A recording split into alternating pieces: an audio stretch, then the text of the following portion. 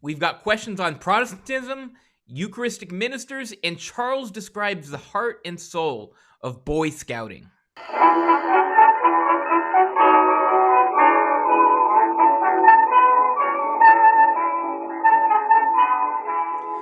Welcome to another episode of Off the Menu, now being broadcast and podcast on the Crusade Channel. Talk radio the way it should be at crusadechannel.com. I'm Vincent Franchini from Tumbler House, here with a foppish Charles Coulombe. Foppish? Foppish? Foppish. You mean to say I overdress? That I'm a mere fop? Yes. Well, you know, they said that about the Scarlet Pimpernel as well, don't you know? Yes, it's true.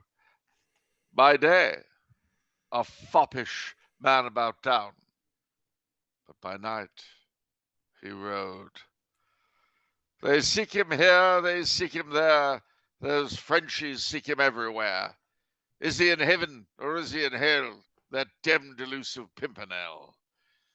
Well, I don't know. If I could be a fop like the Scarlet Pimpernel was a fop, or Zorro, then I could live with that. I wouldn't mind. That's good. That's interesting that they haven't done a remake of Scarlet Pimpernel recently. The last one I saw was Anthony Andrews is Scarlet Pimpernel, and I forgot that old lady. Well, she's old now, but she was pretty at the time. That happens to all of us. The British lady. The British lady, Maggie Smith. No, she was doing commercials for jewelry, and she said, "Leave your heart open, and love will find its way in." I can't. Oh, I know who you mean. I heard leave your door open, and thieves will find their way in. I like that. But I guess she and I lived in different neighborhoods. Ah. And the grandmother she got that from was supposed to be Irish, I think. If I remember the commercial correctly. I see. Who am I thinking of? I am thinking Jane Seymour. Jane Seymour. There you go. Jane Seymour. Leave your heart open, and love will always find a way in. Yeah, well, leave your door open, and thieves will always find a way in. But what version of Scarlet Pimpernel have you seen, or have you? Is there a book? Yes, there is a book, and actually there was a series, I think, of books, and there was an old movie, which is what I saw. I forget who was in it. Basil Rathbone, maybe a long time ago. Yeah, I haven't seen the Anthony Andrews version. Yeah, and I haven't seen the Kid Rock version either. You're joking, right? About what? About, you said Kid Rock? Yeah, it was the Scarlet Pimpernel. That really scares me. I feel like if you're not telling the truth, what makes it really work is that is the pop reference, which I don't believe you would know, other than seeing it in a Scarlet Pimpernel unusual context. No, it's true. Queen Latifah played the Marquise. Okay, you're overplaying your hand. I feel like now. Is it too much? Yeah, a little bit too much. But all black cast set in the French Revolution. I felt like I'd throw you a bone because that's a really good Kid Rock reference. I mean, I didn't think you had that in you. Oh, you'd be surprised. I have unplugged depths, like the Scarlet Pimpernel himself, like Zorro. I may be a fop by day, but by night I've got weird pop references.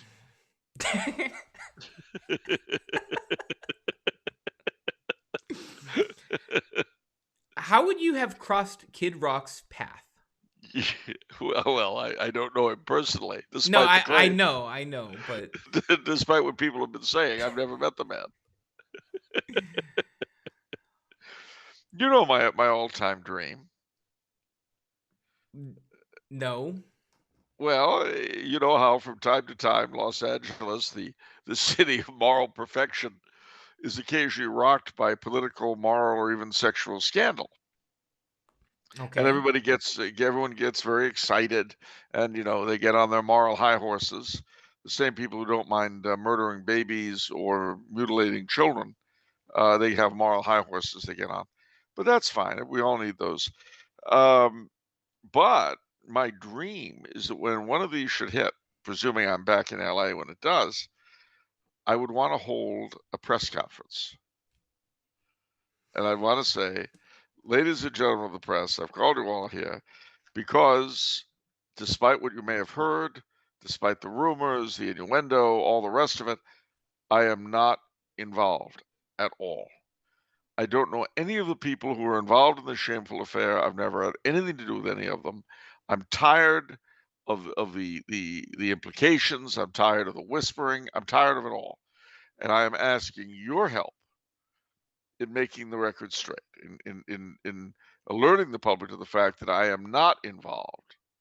I have never met any of these people, and I frankly, I wish the rumors would stop.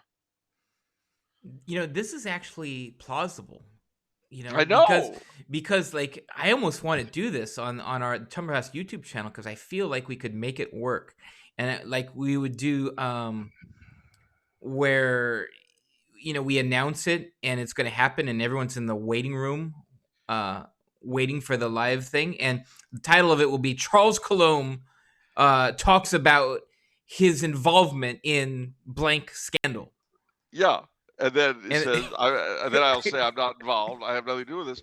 And the best part, of course, would be from there. Senator Charles Coulombe says that he doesn't know you and has never met you. What's your response? Who? Oh, so you're backing Coulombe's claims.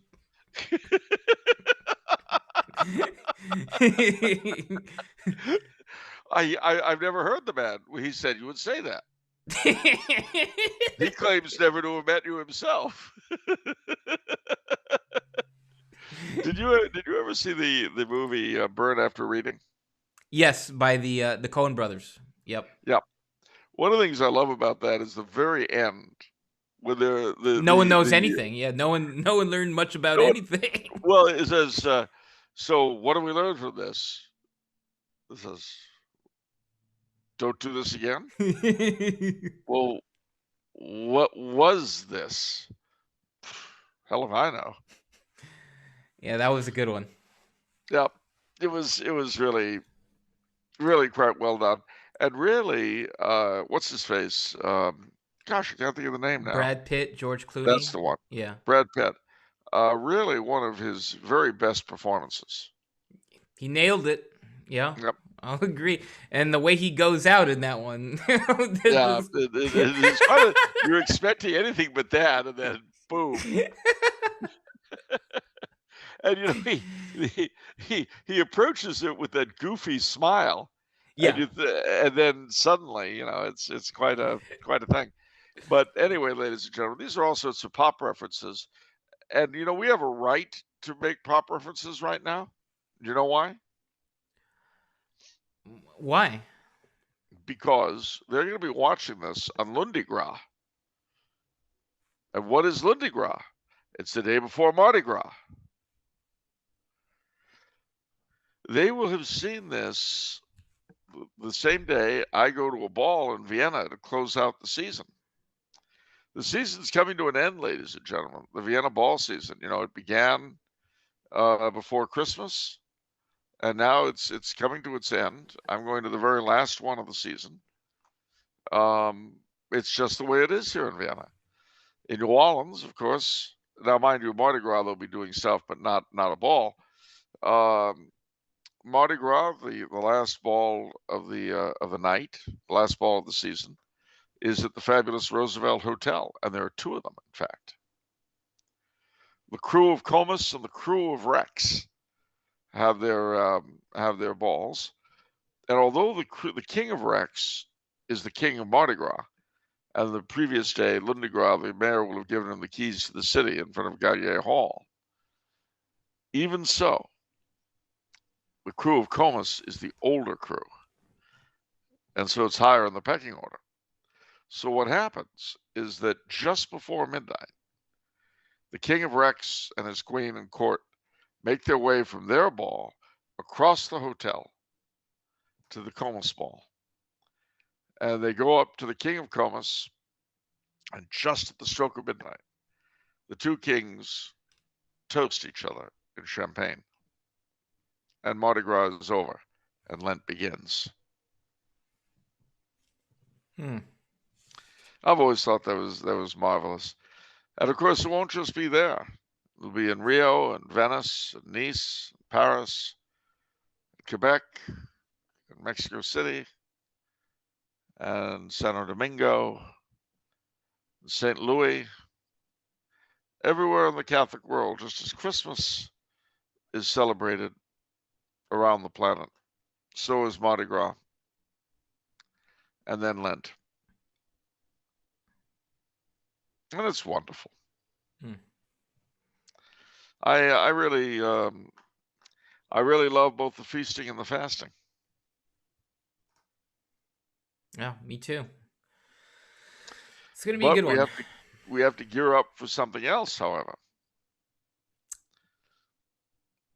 Okay. Well, the 20th is Monday, and that will be a federal holiday. Amongst the ignorant, it's called President's Day. For the more intellectually inclined, it remains Washington's birthday. But the actual day is February 22nd, and I'm so old I remember when the holiday was celebrated on the actual day. I remember when they changed it in 71. But what are you going to do to honor the memory of George Washington? I don't know. Say a prayer for him. Say a prayer for him. I don't know what. That's it. Yeah, sure. You're not gonna look at a dollar bill and a quarter. Dollar bill and a quarter. Why? Yeah, they both got just because it's got his face. So what? Yeah. What do you mean? So what? The father of your country, first in war, first in peace, first in the hearts of his countrymen. What are you gonna do? What pin? What pin you got on right now? Right now, I have the white rose to go with my Royal Stuart Society tie. I'm in a Jacobite mode. Oh, is that a George Washington thing? We're not on Washington's birthday yet. I'll tell you what I will do on Washington's birthday. But I'll probably wait until the actual day, given that it's not a federal holiday here. I will wear my U.S. flag lapel pin and wear a red, white, and blue bow tie. So there's a smart guy. Nice. I like it, Charles. What you should do is look up the website for Mount Vernon. Okay. You should look up the website of the Washington National Monument. And you should go online to archive.org and look up the book by Robert Haven Schofler, Washington's Birthday, which is filled, let me tell you, with stuff about our first president. It is, in fact, Schofler, I don't know if you're familiar with his work, but Schofler wrote a whole series of books on our American holidays, to include Christmas, Easter, and Halloween, by the way, as well as Mother's Day. But he wrote tons of stuff in this area. They were compilations. They weren't new things. But Thanksgiving, Halloween, all this stuff. But here's Washington's birthday. I'm looking at it as we speak. And he opens it up with a preface, believe it or not, and an introduction. And his introduction, he ends it by saying, let's see, how does he end it? He ends it. Believe me, he does end the introduction.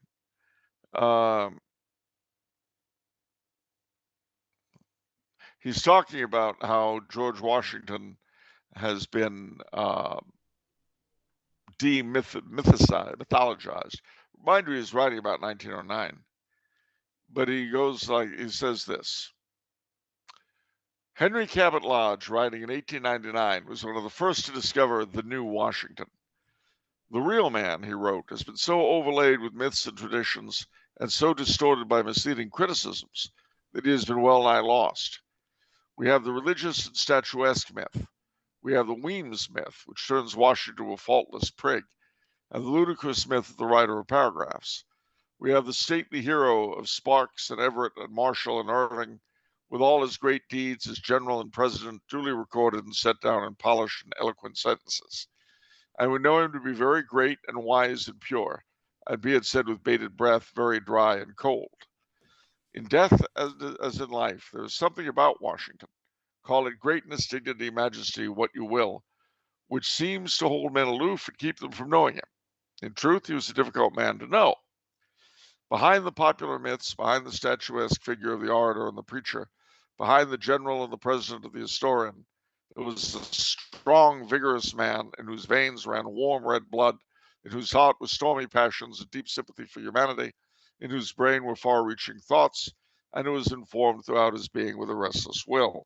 End of Cabot's quote. Schoeffler continues, it is a shameful thing that there should ever have been any doubt in American minds of the true significance of Washington, either as man, or soldier, or statesman. But the writers of our day have decided that, if they can help it, the sins of the fathers are not going to be visited upon the third and fourth generation. The call has gone out for modern champions of our ancient champion, and literature has responded with a will. It takes a long time, however, to straighten out a national misconception. The new literature has not yet had time to take hold of the popular imagination. But when it does, and when we cease to regard the father of our country as a demigod and begin to love him as a man, then Washington's birthdays everywhere will lose their stiff, perfunctory, bloodless character and recover the inspiring emotional quality of the early celebrations. So there. What do you say to that? Impressive. Yeah, well, he, he's an interesting man, Washington. And mind you, as a French Canadian, I'm not entirely happy with his starting the 7 Years' War and beginning the process that led to the conquest. And as one of Loyalist sympathies, I'm not happy he broke his oath to the king. But that being said, he certainly was a remarkable general, and he played an important role as president. Good. I'm glad you have forgiveness in your heart relating to Washington. Yeah, well, somebody has to. Especially because the woke are making him look good in my eyes. What do you mean? Oh, all they know is slave owner. Slave owner. Slave owner.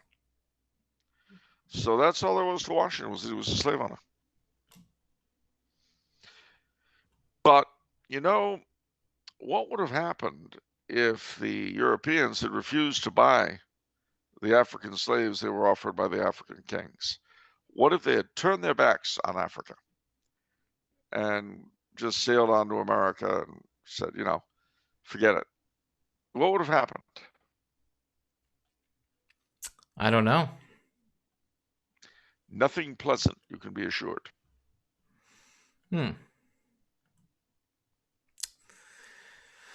Well, no, they certainly wouldn't have come here. And, well, not here, but to the States. And frankly, I think that both Black Americans themselves and the United States would be much poorer if they had not come to America.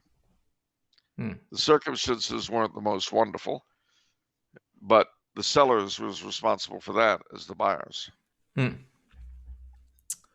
You know what I found out recently? What? I have Puritan blood. Oh, okay. You say okay. It's not very happy making for me. Why? Because they were our hereditary enemies. And the worst of it is, I have stood without knowing it in my ancestor's house.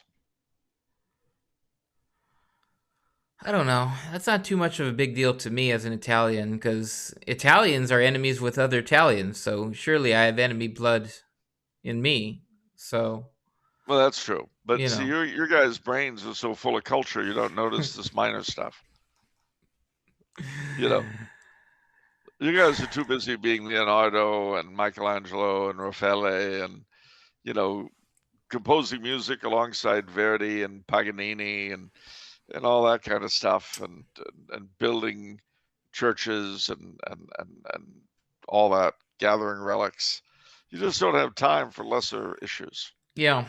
Charles continuing a theme that originated last pre-show, or the pre-show from last week, about us big-brained Italians. Yeah, it's true. We got so Italians are much big stuff in our head, in our mind, so much culture, so much genius that sometimes there's cuisine. little holes. Cuisine, especially cuisine. Sometimes And there's so little. sometimes little holes come out. There's a little dribbling of knowledge, a little gray at the Yeah. tip of the lips, or out of the ears. But it's and then it's time for a real bloodletting to kind of release the pressure. Yes, real bloodletting. Well, it releases the pressure. I mean, listen, back in the old neighborhood, you would hear what people today would call gunmen and so on, whistling opera,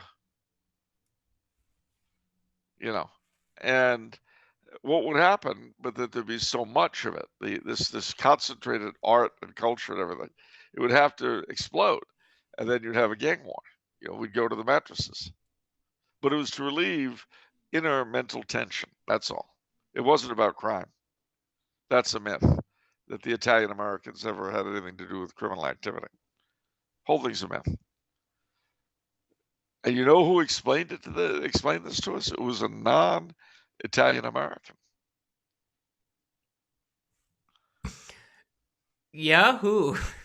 It was that great interpreter of Italian culture to the American mainstream, Mr. Bruce Cutler. I had a feeling.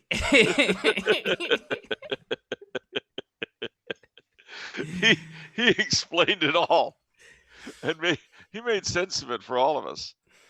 I mean, as he said, many of my clients' associates are Italian Americans. So my client is an Italian American. Is that a crime? If it is, then let's rip up the Constitution. Let's forget about the Bill of Rights.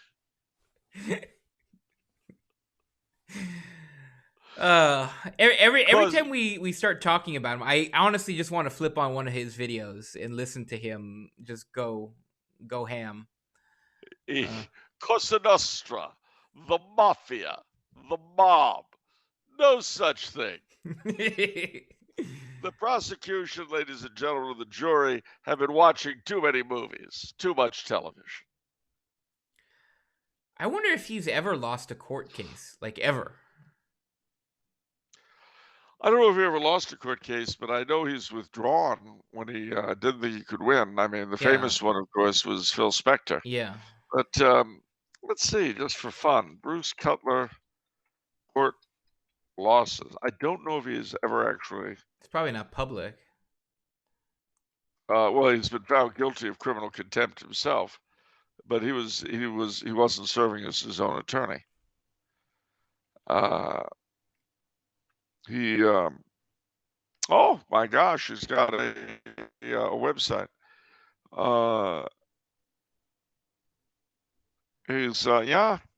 He's estranged from his family, including his brother, sister, and son. Well, that's no surprise.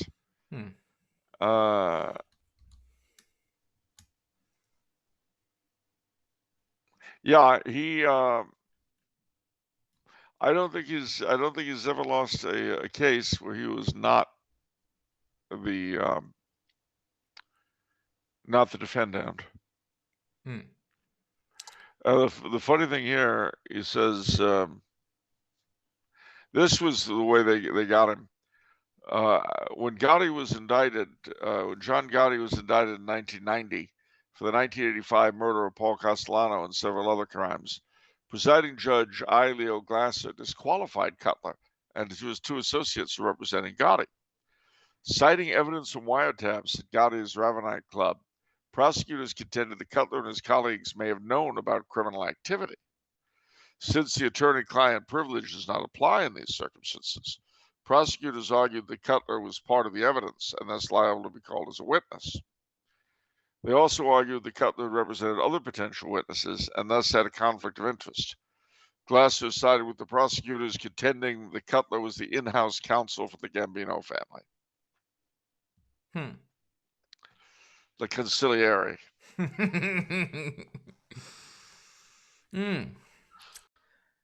But as you always tell me, loose lips sink ships. That's right, Charles. You're doing so good earlier. Just let's keep it up. All right. The no Bensonhurst jokes this segment? No. All right. We don't mention Bensonhurst? No, we don't. What about Weehawken? No, not that either. Hoboken? All right, Off the Menu is now being broadcast and podcast on the Crusade Channel. Talk radio the way it should be at crusadechannel.com. That's right. And heard wherever fine family programs are enjoyed. Absolutely. All right. Family programs.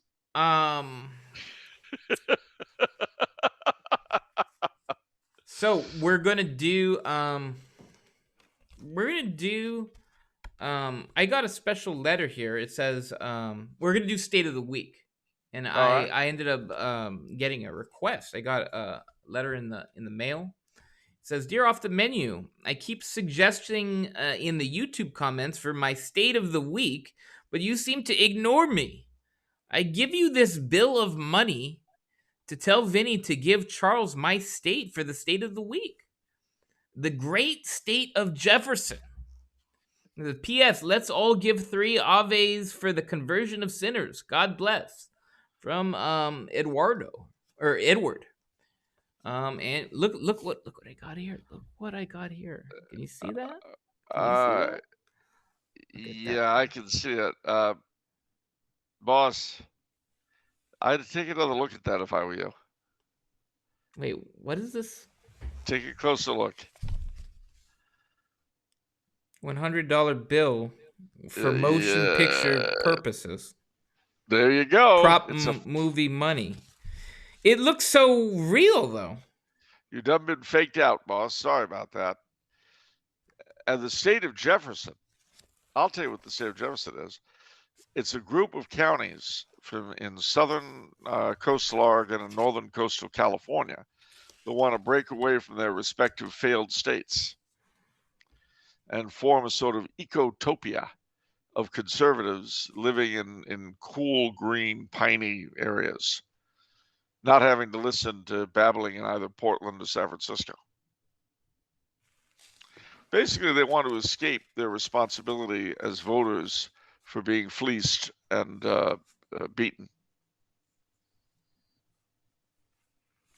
Sorry, I'm not really paying attention to what you said because I'm just in shock that this isn't money, because I had all this grand vision of this lucrative scheme where it's like, oh, you want your State of the Week set, huh?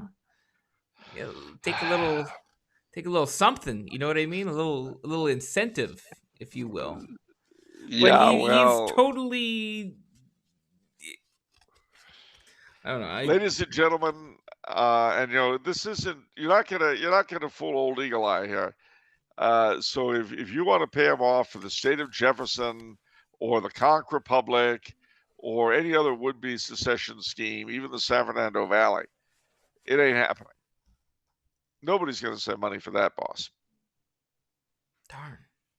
That would have been really cool. That would have been like almost like Death to Smoochie, if you've seen that. Yeah, it would have been. Yeah. Poor Smoochie. Yeah.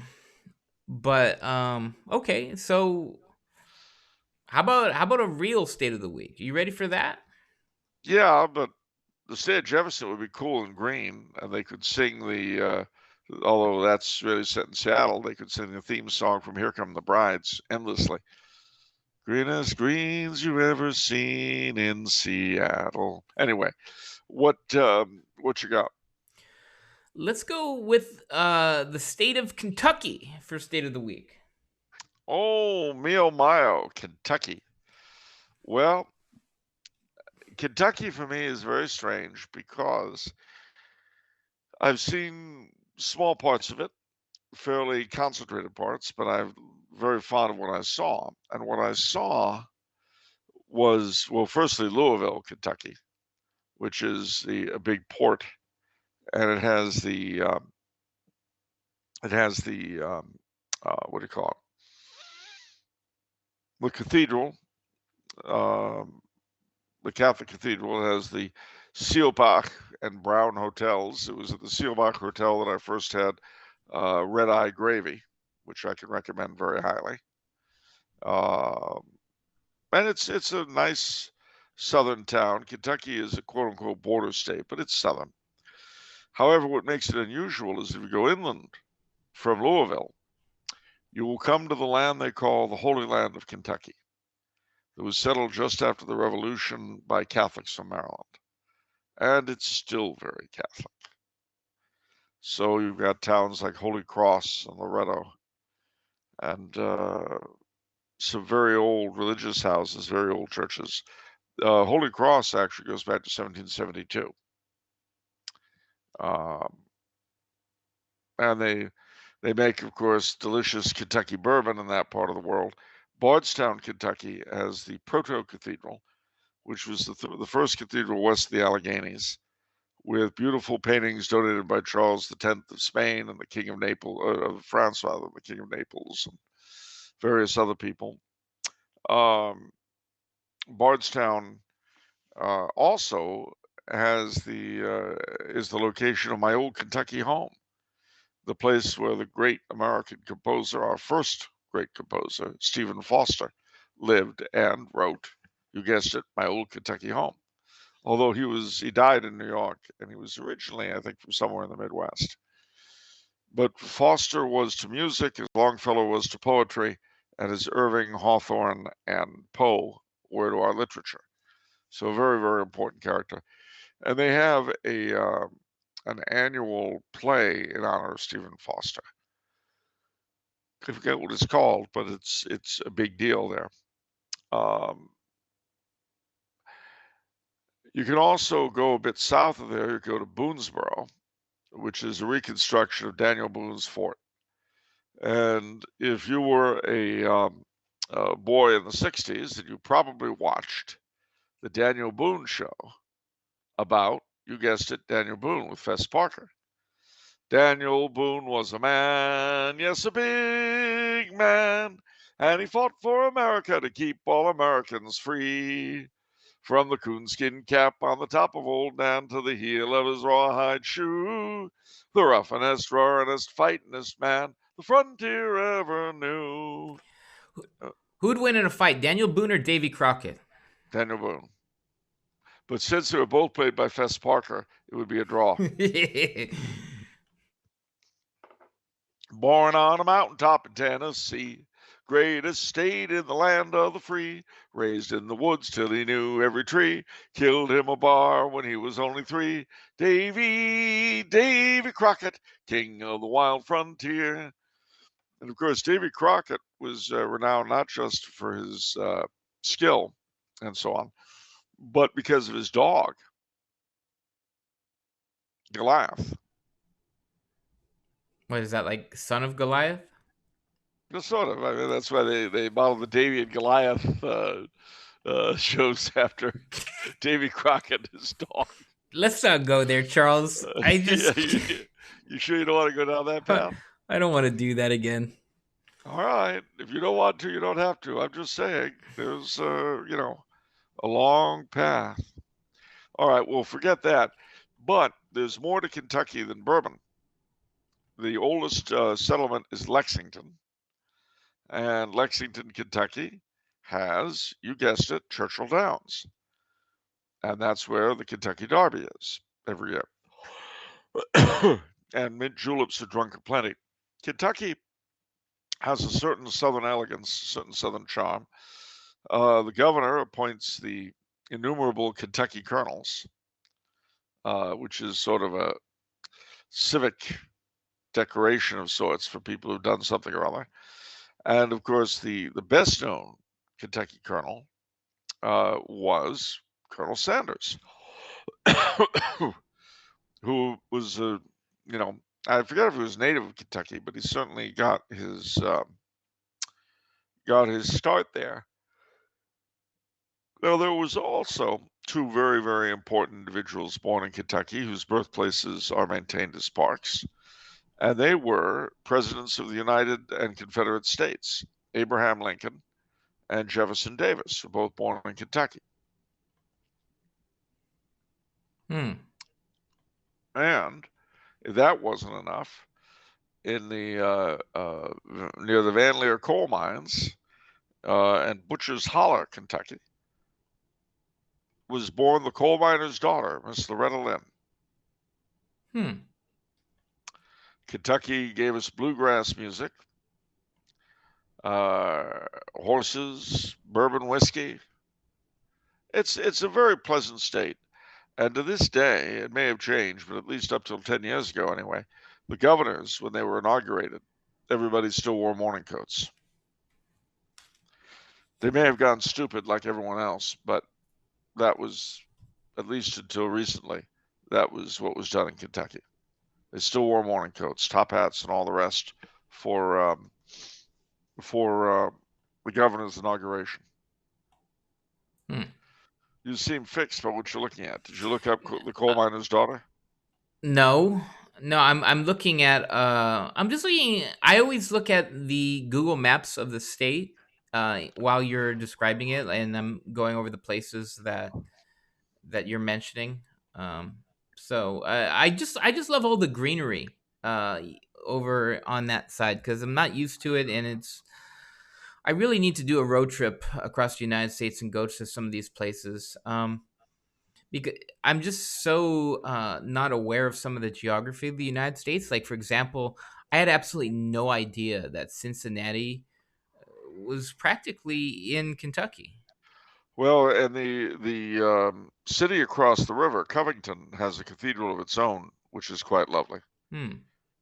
Um, but yeah, Kentucky has a certain amount of German influence that came from the north. It was originally part of Virginia. And one of the other interesting things about Kentucky is that of the 4 states that call themselves commonwealths, Kentucky is the only one that was not one of the original 13. Hmm. It's the Commonwealth of Kentucky. You know the other 3? Virginia and Massachusetts. Yeah, one more, which you really should know.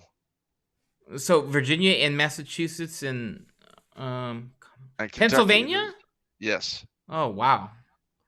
I think I got that only purely because I got that muscle memory from Puritan's Empire. I think. Ah, all Yeah. right. So there you go. So the Commonwealth of Massachusetts, the Commonwealth of Pennsylvania, the Commonwealth of Virginia, and the Commonwealth of Kentucky. And at independence, Virginia had Virginia, West Virginia, and Kentucky. That's a lot. Yeah. Hmm. Didn't hold it long, though. What's the biggest bootlegging state? Is it Tennessee or is it Kentucky or is it West Virginia? Oh, that's a hard one. I would say West Virginia, though, if I were pressed, but I'm not sure that I'd be right. And where was Rocky Top, Tennessee. no what state did the I can't remember the feud, but I remember the second family is the McCoys. Yeah, the Hatfields and the Hatfields McCoys. and That was in McCoys. West Virginia. Oh, West Virginia. Okay. Even though it's almost heaven, Yeah. West Virginia. Mm-hmm. Blue Ridge Mountains, Yeah. Shenandoah River. All right. Life's old there. You what? Life is old there. Older than the trees, younger than the mountains, rambling like a breeze. Take me home, country road, to the place I belong. Okay, thank you, John Denver. Oh, the sun shines bright on my old Kentucky home. 'Tis summer and darkies are gay. Okay. There's something or other and something else, while the birds make music all the day. Oh, weep no more, my lady, weep no more today. We will sing one song for our old Kentucky home, for our old Kentucky home far away. I only know that from the show Mad Men because that's the song that Sterling did blackface to. You know, why people want to be stupid, I don't know. One of the things about Stephen Foster that anyone who knows anything, so that's already a tiny minority of anybody, will tell you is that Stephen Foster's use of black dialect in his songs was inevitably, shall we say, sympathetic. Uh, Nellie Was a Lady was a song he wrote. Uh, and they had never, a song about a black woman had never been written in English before. And the singer is another black man. Well, she's not a black man, obviously, but another black, probably a slave.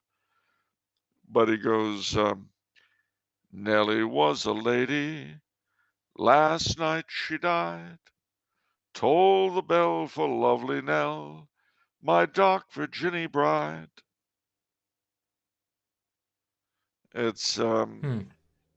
I mean, the words of that song are heartbreaking. And of course, because stupid people don't know anything, they certainly don't know Stephen Foster's work because they're stupid people. And they run the educational systems to produce more stupid people. But the lyrics of that song, Nellie Was a Lady, are just utterly heartbreaking. And uh, it's written in dialect, 1849. And it's down on the Mississippi floating, long time I travel on the way. All night the cottonwood a toting, sing for my true love all the day. Nellie was a lady, last night she died. Toll the bell for lovely Nell, my dark Virginny bride. Now I'm unhappy and I'm weeping, can't tote the cottonwood no more. Last night while Nellie was a-sleeping, death came a-knocking at the door. Nellie was a lady, last night she died. Toll the bell for lovely Nell, my dark Virginny bride. When I saw my Nellie in the morning, smiled till she opened up her eyes, seemed like the light of day a-dawning, just before the sun began to rise. And then so it goes on. And at the last verse is down in the meadow among the clover, walk with my Nellie by my side.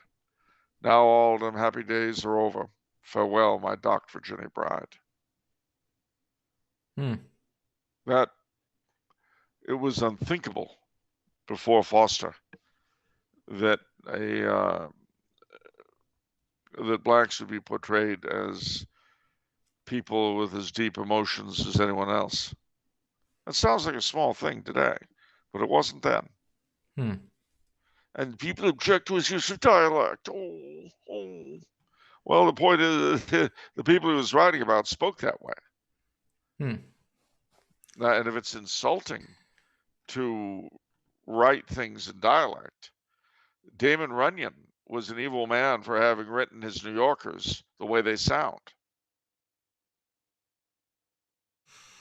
Hmm. You know, P.G. Woodhouse makes G's and not G's, but Worcester in his set look like morons, and he writes the way they speak. So, but Yeah. we're not allowed to do that. So how are we? What are we supposed to do, huh? Should we only write the way we ourselves speak? Because if that's the case, it's going to be almost impossible for a modern American to write, considering what drivel and burble. Hmm. Remember, no work of art, no book, no song can ever be written for people other than the people who that artist or writer belonged to. Because if he does, it's evil. And he's a racist, a sexist, and he probably wants to mutilate children. Oh, no, those are transgender. It gets confusing. Too many victims clamoring for too much crap. Wow. All right. This feels awkward to go into the memes production, but are you ready for the memes I'm production? always ready.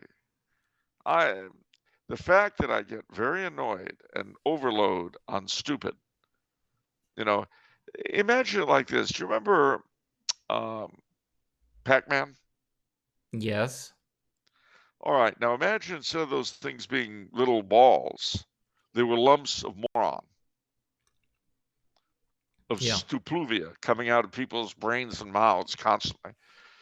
Now, if little Pac-Man lived today and was trying to eat up all the idiocy, he'd explode. Yeah. But what I'm trying to do for you, ladies and gentlemen, is chew up this drivel and digest it, so you don't have to. Thank you, Charles. We appreciate it. Try. All right. Time for the memes production. Nationalize the memes of production. For the common good. All right. Well, what better way to start the memes production than with kind of a question from Andrew from New Jersey. So he's going to cite something Trump, I can't say tweeted. He is using some other platform. But anyhow, Trump says, "It wasn't my fault that the Republicans didn't live up to expectations in the midterms. I was 233 and 20. It was the abortion issue, poorly handled by many Republicans, especially those that firmly insisted on no exceptions, even in the case of rape, incest, or life of the mother, that lost large number of voters.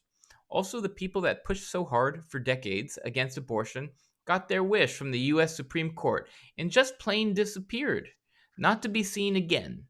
Plus, Mitch stupid dollars." Okay.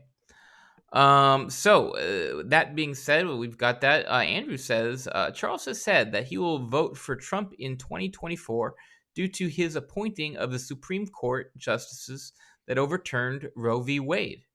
Now that Trump has attacked the pro-life movement, the most loyal Republican voting bloc in the last 40 years, will Charles now throw his support behind the Yay 2024 campaign? Obviously, a reference to Kanye West. 2024. Well, I have to say, much as it grieves me, that when the Trumpster made that comment, I did feel kind of absolved of my promise.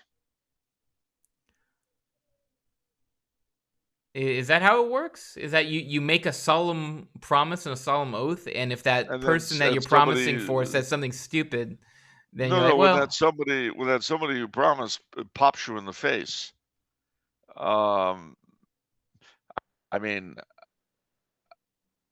no, anybody who's pro-life that didn't vote and didn't vote Republican in the election.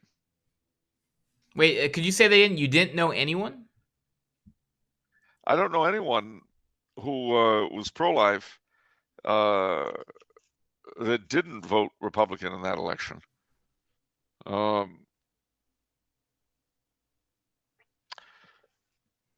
The man, the problem is his time, I think, is come and gone, and he doesn't want to let go. Well, that's for sure. I agree with that. And voting for him after he said that, very difficult to do that. I mean, it's almost as though he said, "I didn't mean it."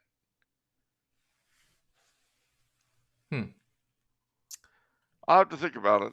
But I certainly will give Kanye a look, as I will certainly give the party in which I'm registered, the American Solidarity Party, a look. We'll see who they nominate. Be funny if they nominate West. Have you been following what's been going on with Kanye past year or so? Not really, no. Okay. Just curious. I know he had that famous dinner with Trump and Nick Fuentes, which everybody apparently got excited about. I haven't followed a lot on social media, but I have been following Kanye, and Has he been excited? when he's just all over the map. A poor guy has got problems, but my favorite part of his journey this past year was when Elon Musk took over Twitter and it was kind of reborn and everybody got a second chance. And Kanye just went bonkers and immediately got banned because he was accusing people of adultery with his wife. He accused an NBA player of adultery with his wife. He, anti-Semitic stuff, um, like, like, seriously, like pretty wild stuff. And so, yeah, he even for the new Twitter standards, he couldn't last. He's just uncaged. Well, So, that's unfortunate, I yeah. guess. Let's just have curiosity. I'm sure it's too soon, but the American Solidarities are doing Yeah. right now. Uh, let me see what they got going. They're seeking the common good, common ground through common sense. Well, that's good. Write-in certification was approved in California. They were listed on the ballot in this is pretty good. Here are the states where they're operating.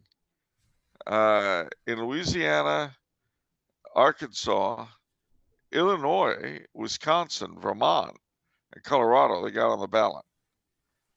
In California, Oregon, Washington, Idaho, Utah, Wyoming, Texas, Kansas, Nebraska, North Dakota, Minnesota, Iowa, Missouri, Michigan, Indiana, Ohio, Kentucky, Tennessee, Alabama, Georgia, Florida, Virginia, Maryland, Pennsylvania, New Jersey, New York, Massachusetts, New Hampshire, Connecticut, and Rhode Island.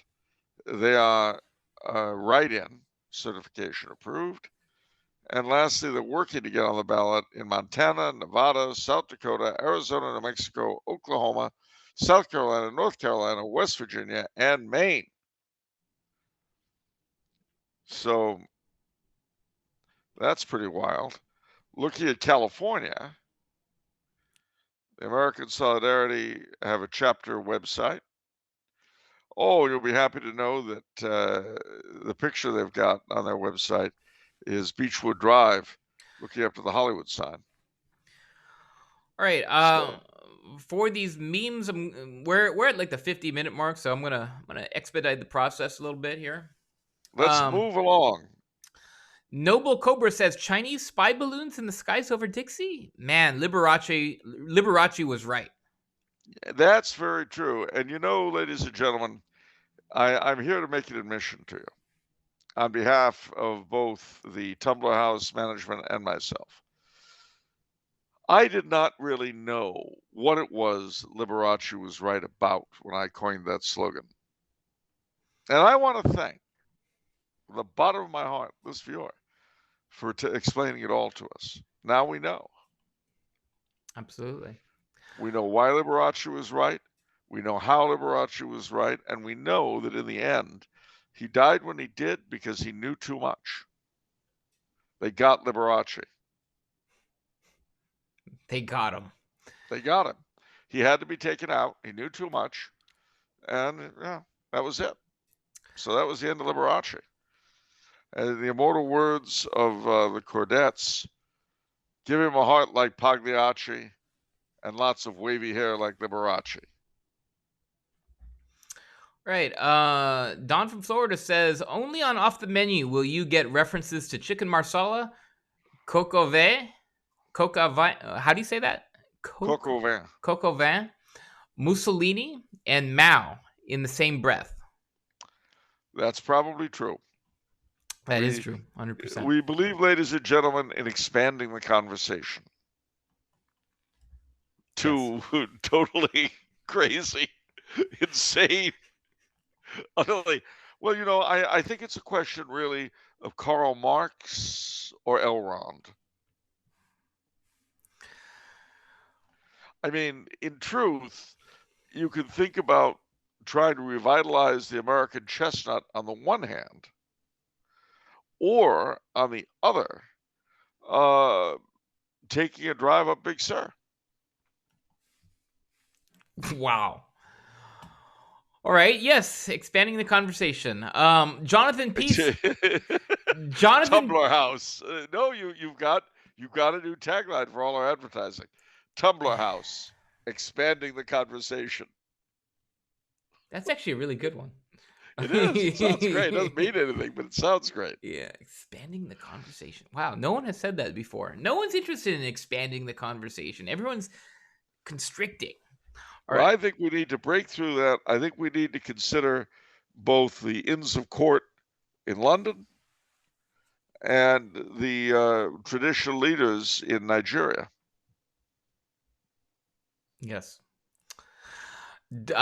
Jonathan says, I agree with Charles's assessment of Italians, referring to the big brains. But you gonna act like French are any better? 3 examples. The 1730 trial and execution of the Parisian cats for witchcraft. They were guilty.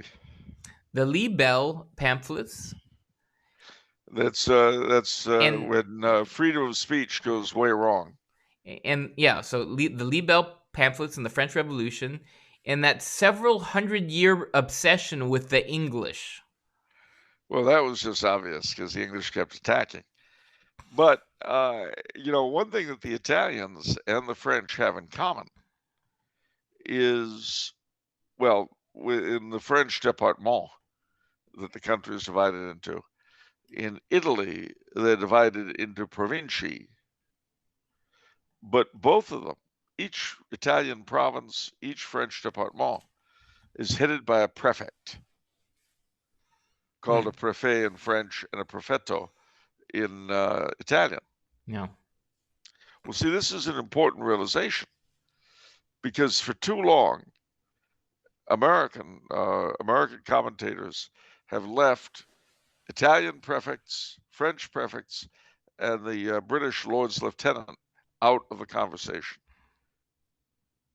And I think it's time that each of them, representing their respective monarch in the one case, their respective central governments in the other case, on the local level, I think we need to hear what they have to say. Sure. I wanted to make that point.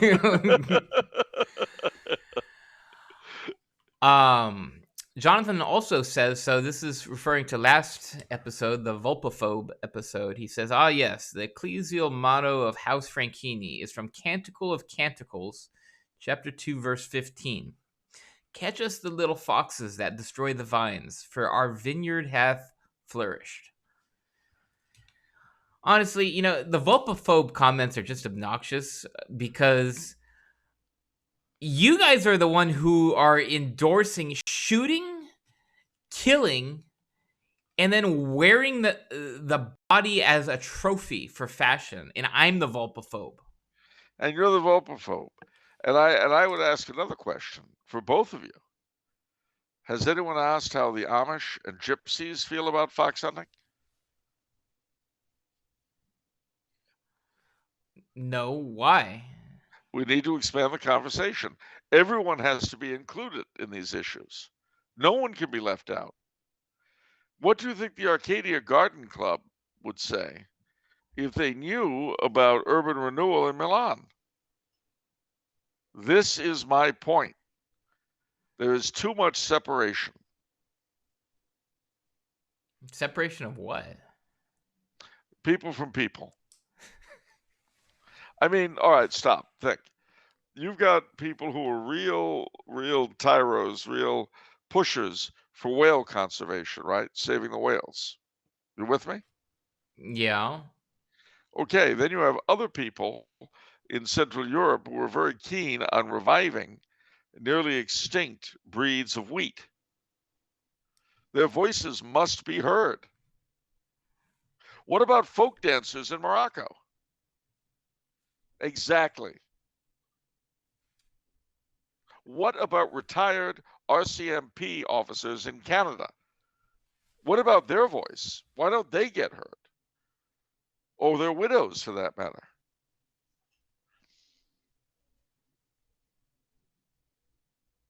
Teachers of Sunday schools in Sicily. No one's asking what they think. Tour guides at the Louvre. I'm telling you, the vast majority of persons, both as individuals and as groups, are being left out of the conversation. What about all my fellow Ren Fair workers, huh? And I don't just mean the actors, you know, the Queen's Courts and the things like that. I'm talking about the what do you call them? The booth owners, the shop people, the crafts people. What about all the folks that run these living museums, and places like Colonial Williamsburg and stuff? Or for that matter, what about the docents in historic houses, both as individuals and as a major group? You were complaining earlier that you were sad for them. Well, I think their voices need to be heard. Go on.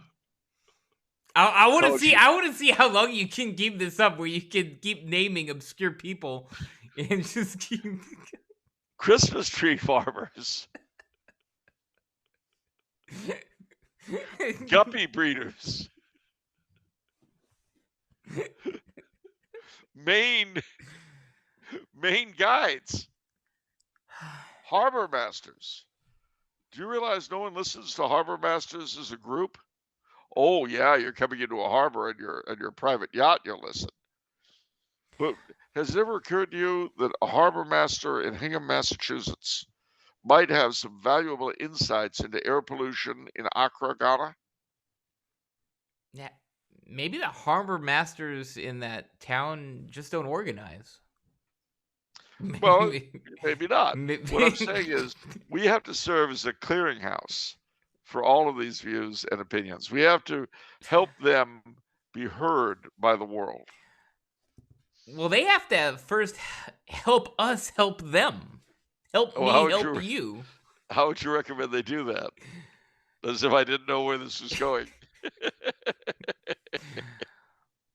Well, I feel like there should be a board that should be put in charge for acting as a catalyst for people's voices being heard, and they can support us helping support them with, and they can support us financially, and then we support them and get their voices heard, so they're give them moral support. Right? Yeah, that's right. Well, how do you feel about reintroducing the grizzly bear to California? Are people in favor of it? Oh yes. Well, they should come to me and I can help them out. I see. So where do you stand on people who want shoe leather banned? Shoe leather banned? Yeah, they don't want shoes made out of real leather. Are they rich people or poor people? Only the rich ones count, you know that. No, I mean, it's like climate change. Climate change is a major article of faith amongst the wealthy. You know, just like lizard people are, belief in the lizard people dominating the world is primarily to be found amongst the poor.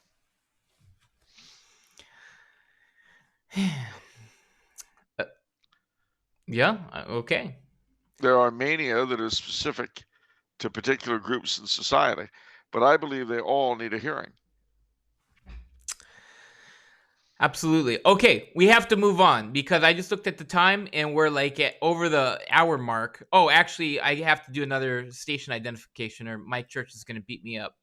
Don't do that. Go ahead. Let him know. All right. Off the Menu is now being broadcast in podcast on the Crusade Channel. Talk radio the way it should be at crusadechannel.com. All right. How about the Friends of the Welby Playground in Tuscaloosa, Iowa? All right. we're gonna try to get out of here with one last comment from Janae, who says, "Evidently, I fell asleep last night in happy expectation of this episode because I dreamt that Charles, dressed as Charles Flynn style Robin Hood, was being pursued by an angry group of Twitter ultra trads for daring to play the lute after Septuagesima in an episode of Off the Menu. Still not entirely sure whether I'm relieved or disappointed that this scenario did not come to fruition." Don't be so sure. O Lady fair, thou doest me wrong to cast me off discourteously, for I have loved thee well and long, and who but my lady grieves me? Green sleeves were my delight, green sleeves was my heart of gold. Green sleeves is all I own, and who but my lady green sleeves? There, her dream came true. Awesome. All right, finally, time for the questions. The questions. You know, Jeremiah was a bullfrog. He was a good friend of mine. I never understood a single word he said, but I helped him drink his wine. He always had some mighty fine wine. He said, "Joy to the world, all the boys and girls. Joy to the fishes of the deep blue sea. Joy to you and me." Well done. All right, Clark from Florida. We're gonna start with him, and he shares with us. He says, "Greetings, Charles and Vincent. In a previous time, you knew me as Kentucky traditionalist. Yeah. However, since I have since relocated from Kentucky to outside St. Augustine and am now going by Clark from Florida. Yeah. I teach U.S. history at a public middle school, but I make sure my classroom is as woke free as it gets. I won't give too much away about my age, but I'll admit to being a younger millennial. A younger millennial is like 5. It might have been a couple years now, but I shared with you a question then as I was preparing to enter RCIA concerning the poor quality of many RCIA programs. Anyway, it took a few years of dragging my feet, but since the move to Florida, I've begun attending RCIA classes at a Novus Ordo parish, which does them well. Since I've begun attending, I've heard a lot in this program from those in charge of it, of how certain Catholics went too far with post Vatican II thinking, and how younger Catholics are rejuvenating the church, and how encouraging it is for older Catholics like themselves. And the parish is absolutely full of children and families. It's been a great process, and I'll be confirmed during this year's Easter Vigil. My family is also handling the conversion well, which is good. I just want to share this update with you. That's great, Clark. That's what we love to hear. Yeah, that's exactly what we love to hear. Yeah. Welcome to the fold, young man. With that having been said, I did have a few questions. Lay Eucharistic ministers are the norm today in most parishes, as are lay lectors. What is the history of laypersons taking these roles, and does it just go back to Vatican II? What are pros and cons of this? I know Charles doesn't care for communion in the hand. I personally feel much more comfortable with lay lectors than Eucharistic ministers. Well, to answer your question, there wasn't any history to it at all. You know, it was cooked up after Vatican II. I mean, there have been Eucharistic ministers in the sense of people bringing communion to the sick during times of persecution. St. Tarcisius was a 14-year-old boy who was doing just that, and he was caught while he had the Blessed Sacrament on him. But there was no liturgical role for lay people at all. But after the council, they felt they had to do it to expand the conversation or whatever it was they thought they were doing. And I really don't have much use for it at all. Not Eucharistic ministers and not lay lectors or lectoresses. You know, the priest gets paid for it, doesn't he? Um, the what makes me laugh is that on the one hand, they'll tell you that the laity should take a more active part in making a more just society, that being the proper role of the laity. So they clericalize them by giving them clerical roles they never had before. It's utter madness, and of course, if you want a Tridentine mass, well, then you've got problems. Then suddenly they get real clerical. It's just like all this prattle about collegiality and how the bishop isn't just a regional branch manager for the Pope.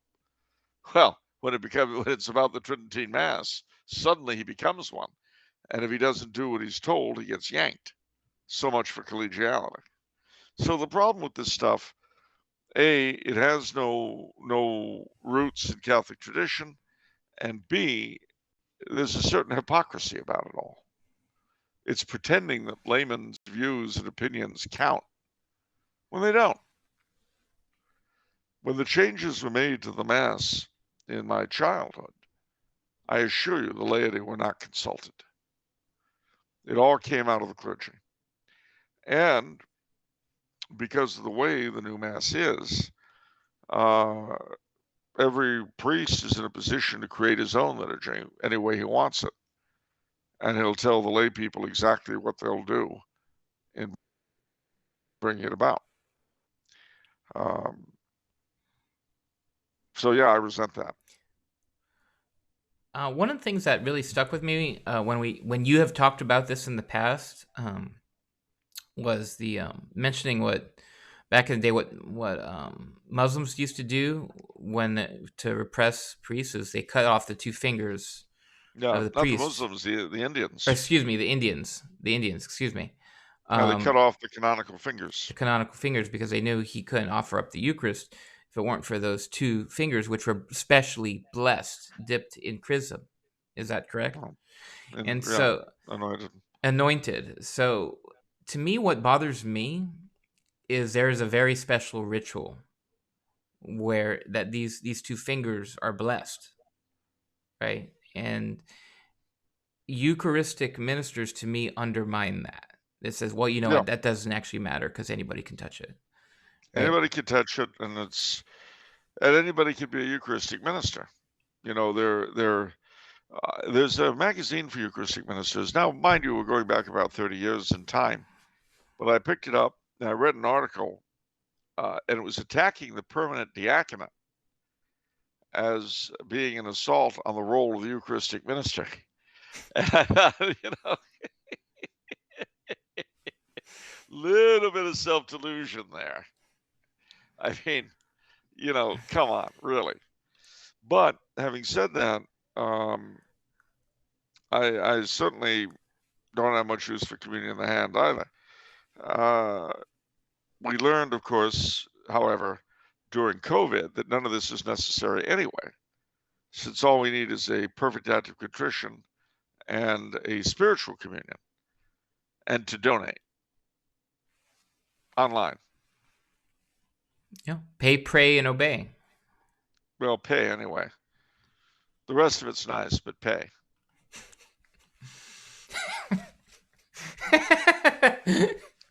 Well, I thought you would understand that of all people. No, I mean, that's why I'm laughing, because what you've said is so true. No, just do what you want, just pay up.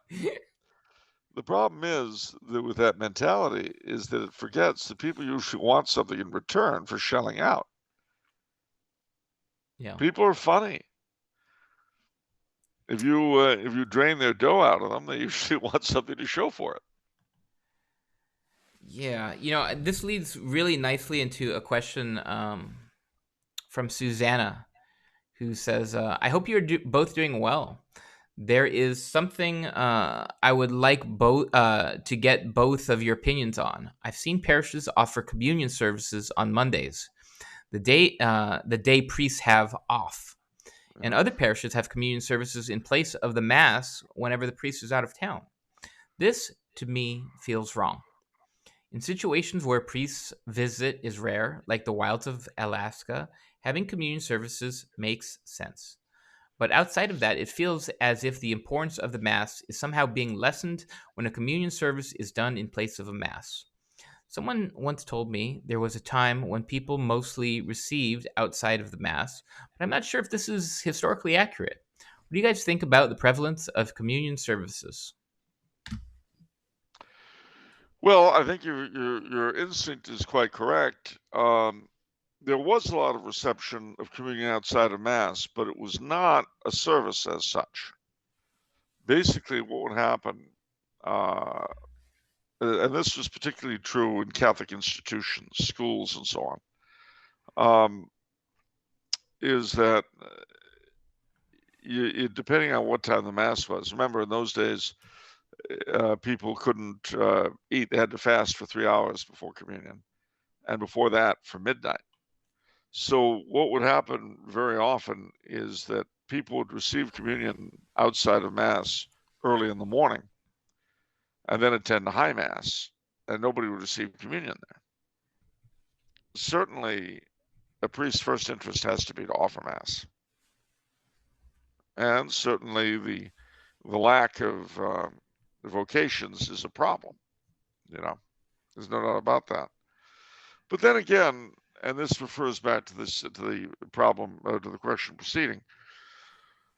One of the things that's been a real enemy of vocations is the prevalence both of altar girls and of female Eucharistic ministers. You often now have a situation where the priest is the only male-esque figure in the sanctuary. Now, young men usually begin to feel a vocation somewhere between 10, 11, 12 years of age, which traditionally is when they would go. But boys at that age don't want anything to do with girls usually, and they don't want anything to do with anything girly. And as a result, when you have altar girls, when you have a lot of Eucharistic ministerettes, you soon won't have any altar boys. So that's a good way of murdering vocations in their cradle. That's an aside, however. The fact remains that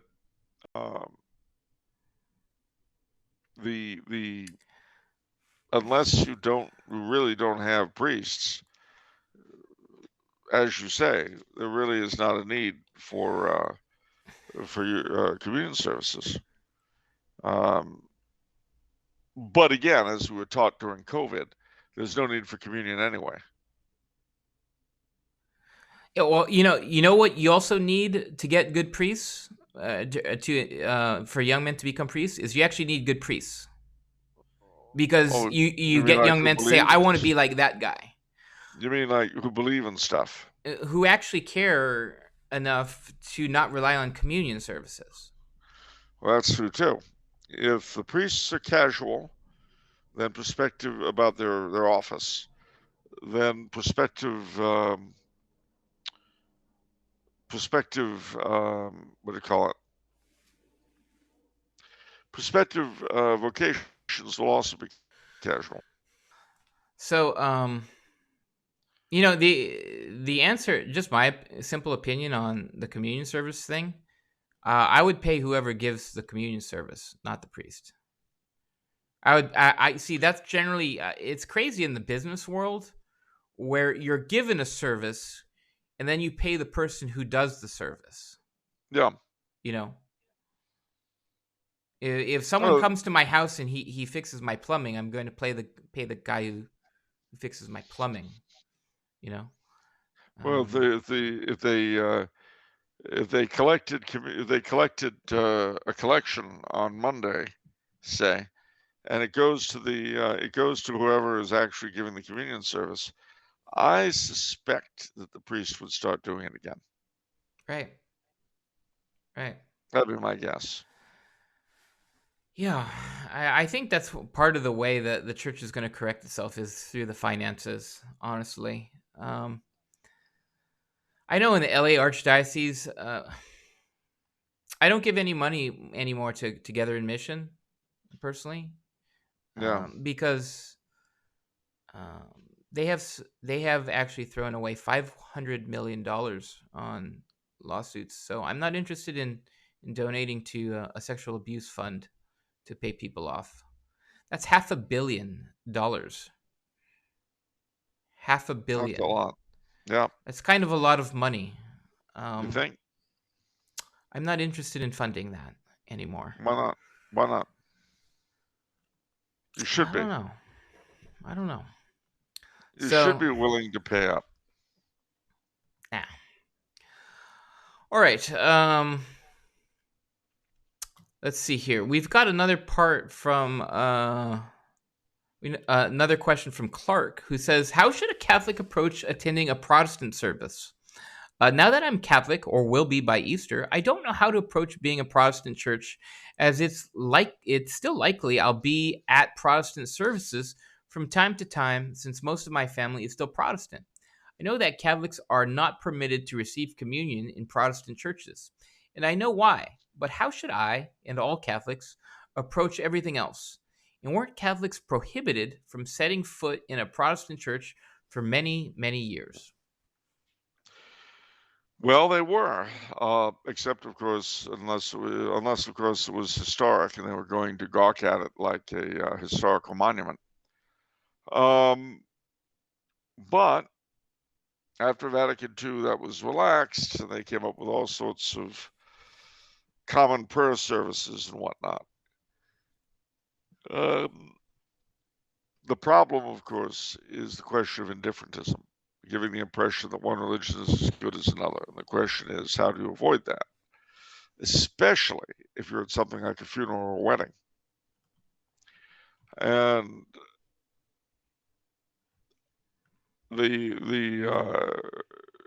in that kind of thing, on the one hand, you want to offer human support, but on the other hand, you don't want to imply that you find the religious aspect legitimate. So for myself, when I am Doesn't in simply a, going to it suggest that? it might, um, but a lot depends on the circumstances, and a lot depends on how well the people know you. Hmm. If they know how you feel about it, if they know that you're not really comfortable with going, but will sit in the back out of solidarity, then it would mean more than if you simply don't go. Hmm.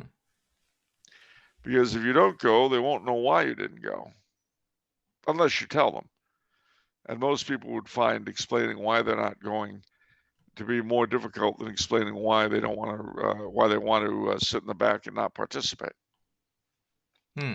But this is something, given the mixed signals we're getting from on high, this is something you've got to kind of wrestle with on your own conscience, I think. Hmm. At non-Catholic worship services, I can tell you, for the most part, they feel very dry and very, sermon, prayer, and song is just, they miss the Eucharist. Yeah. They just, Yeah. sad stuff. But I would certainly, it was a question with your family, you've got to play it by ear. But I would let them know that you're not really comfortable uh, with it, and that if you do it, you'll be doing it out of purely human sympathy. Okay. All right. We have a question from Vonday Radio, who says, "Dear Charles, please could you tell us the story of Mr. Mike Church? How did his journey take him from American spirit of 1776 conservative to traditional integralist Catholic? Viva Cristo Rey." Well, I mean, I believe it came purely from his rediscovery of his Catholic faith, and then following it out logically. I mean, he was raised Catholic. I think he was falling away for a while. Went into conservatism, and then began to realize that American conservatism by itself just wasn't enough, we say. There wasn't enough there. He rediscovered his faith, and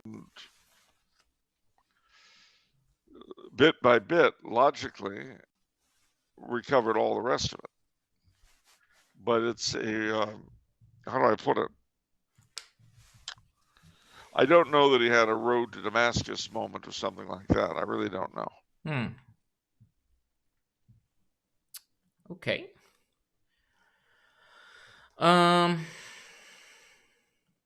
Final question for this episode is from Dan. No, I can't do it. You can't make it the final episode.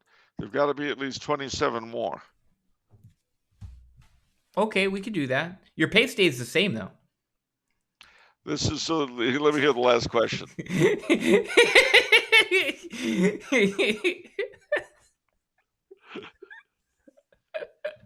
Okay. So final question is from Daniel, who says, did Charles ever spend any time at Philmont Scout Ranch? And will he share some of his favorite stories if he did?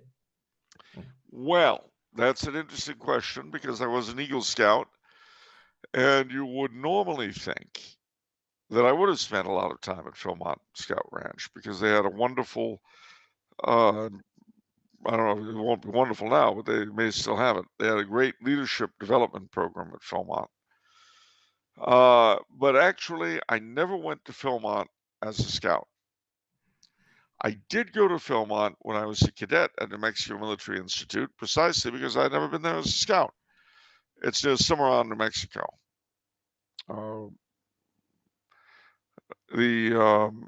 It's a ranch with horses and cattle and all kinds of good stuff.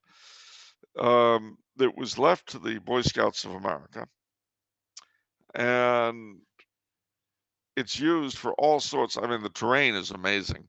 They've got this big mountain called the Tooth of Time that they climb. And the climb is, I haven't made it. I've seen the tooth from a distance. It looks quite challenging. They have a museum, and in the museum is a wolf skin. And it is the skin of the last gray wolf called Lobo, the king of the Crumpaw. And his story was written up by Ernest Thompson Seton, one of the co-founders of the Boy Scouts of America, in his famous book, Wild Animals I Have Known. And despite the wreckage of the Boy Scout program, the BSA still have Philmont. And in many, many ways, since it came into BSA hands, I guess, the 1940s, it really has been the heart and soul of American Boy Scouting. Traditionally, leadership skills, wilderness skills, hiking, camping, it had it all. It really was the heart and soul of American Scouting. And I always regretted that I never got there while I was a scout, which is why I made a point of doing it afterwards. My brother went to a leadership program there. And to show you how things were, he went in 1968, I think it was, and we saw him off on the train. He took the train to Raton, New Mexico, and then from there a cab to Philmont. But I can't tell you the affection I have for the scouting program, which of course is why its ruin is such a pain for me. But when I was a scout, Philmont was like the promised land. You know, we had other camps nearer, much nearer, Cherry Valley and Emerald Bay on Catalina Island, Lake Arrowhead. They just got rid of the LA Area Council's log cabin camp up by Mono Lake in the high Sierras. It was one of a kind. No other scout camp in the nation was that high up, and it was challenging. I was there for one summer, and the summers there lasted like 2 weeks. It was amazing, just a really amazing bit of terrain. And there were Firestone in Orange County, Circle X, which is now part of the Santa Monica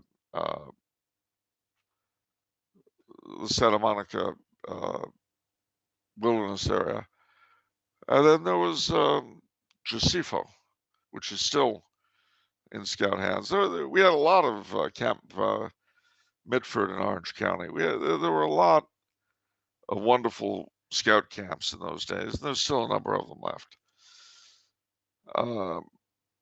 But the totality of the scouting program, its emphasis on all at the same time on the outdoors, on good citizenship, on good relationships with your parents, on patriotism, on becoming a man. I mean, all of these things integrally woven together. It was just a tremendous program. And I cannot tell you how much I despised those who attacked it and those who,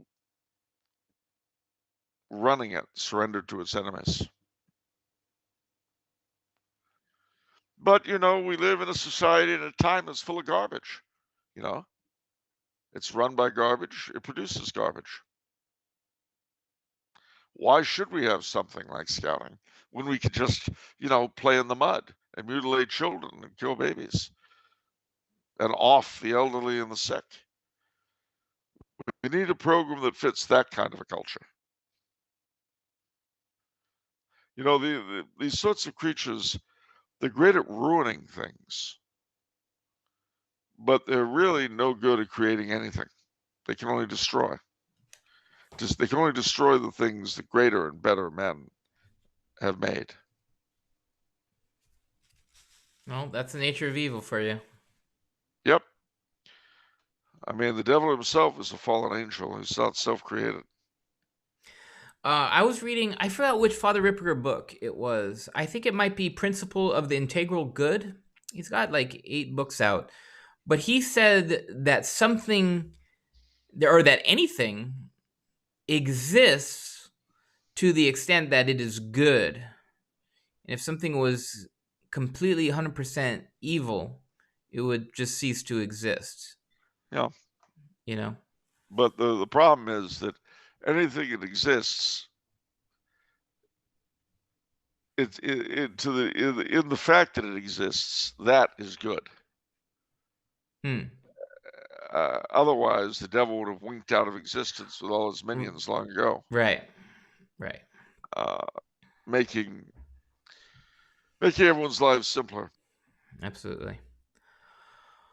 All right, Charles, we've reached the end of the show. How do you feel? Well, we can't leave on a downer. Not with Lent coming up. Oh.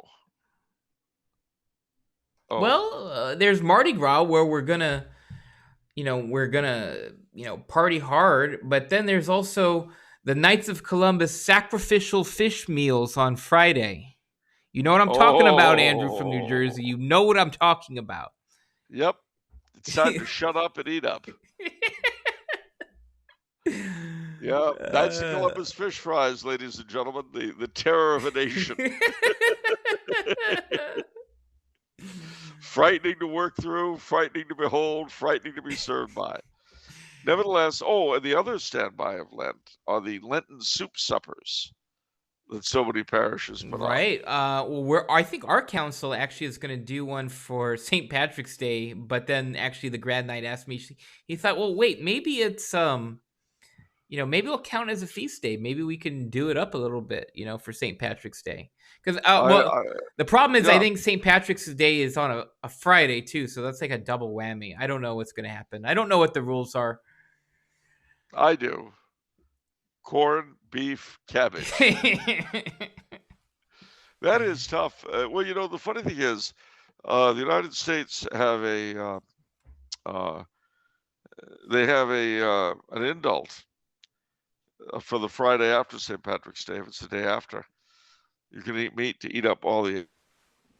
Or you can eat meat the Friday after Thanksgiving. Here we are, dispensing for Lent with Lent for St. Patrick's Friday. All right. No, it's not going to tell us. So I am afraid you will have to. Oh, wait a minute. Hold on. No, it's 2017. Nope, you're going to have to. You'll have to find out directly from the Archdiocese. All right. Very good. All right, Charles. With that, I have to ask you a question. What is it if it's Monday? Off the menu. What about the soul you save? It may be your own. So there. You know what else? You know what else? What? I don't know either. Okay. All right, ladies and gentlemen. Happy Mardi Gras, wretched Lent, and please God, we'll all be holy by Easter. See ya. Ciao.